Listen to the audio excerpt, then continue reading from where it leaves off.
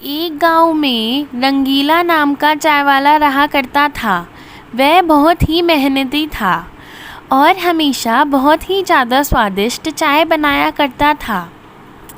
उसकी ज़िंदगी बहुत ही अच्छी चल रही थी।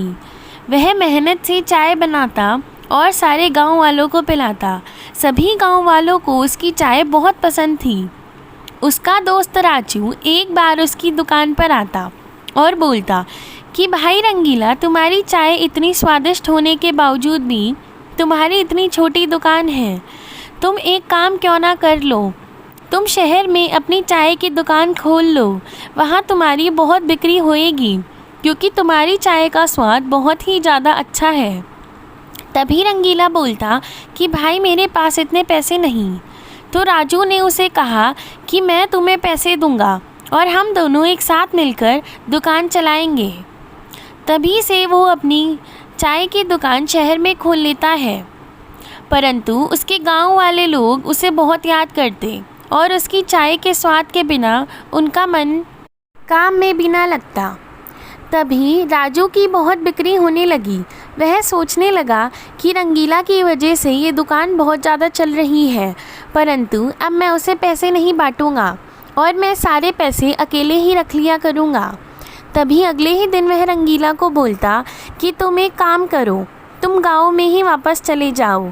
वैसे भी यह दुकान मेरी ही है, तो इसीलिए अब से तुम दुकान में ही चाय बेचना गांव में जाकर और यहाँ से चले जाओ।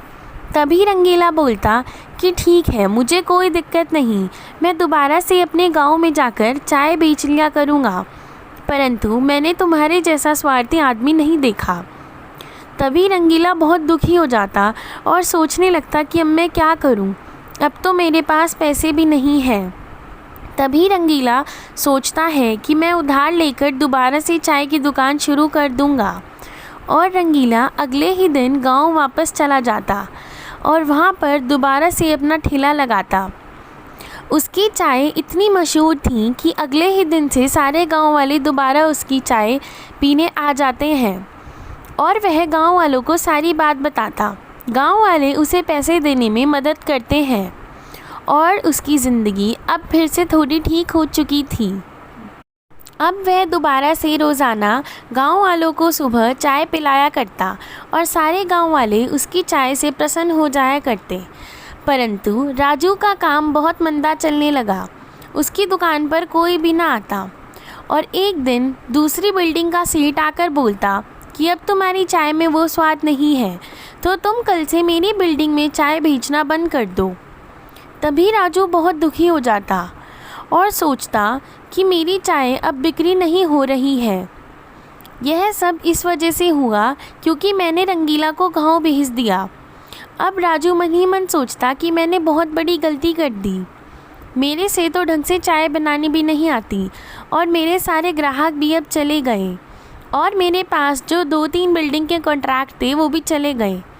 तभी वह अगले ही दिन गांव जाता और रंगीला से माफ़ी मांगता कि रंगीला, मुझे माफ़ कर दो, मेरी वजह से तुम्हें इतना दुख झेलना पड़ा, परंतु मैं तुमसे वादा करता हूँ अब तुम मेरे साथ शहर चलो और मैं तुम्हें अच्छी तरीके से पैसे दूँगा और तुम मेरे साथ ही मेरी दुकान चलाना। परंतु रंगीला उसके साथ जाने से इनकार कर देता है और बोलता है कि नहीं भाई, मेरी चाय की बिक्री गांव में बहुत अच्छी चल रही है और मेरे गांव वालों ने मेरा बहुत साथ दिया है, तो इसीलिए मैं अपनी चाय की दुकान गांव में ही चलाऊंगा, मुझे नहीं जाना शहर में। तभी राजू बहुत गुस्सा हो जाता है, परंतु वह जाने से इनकार कर देता है।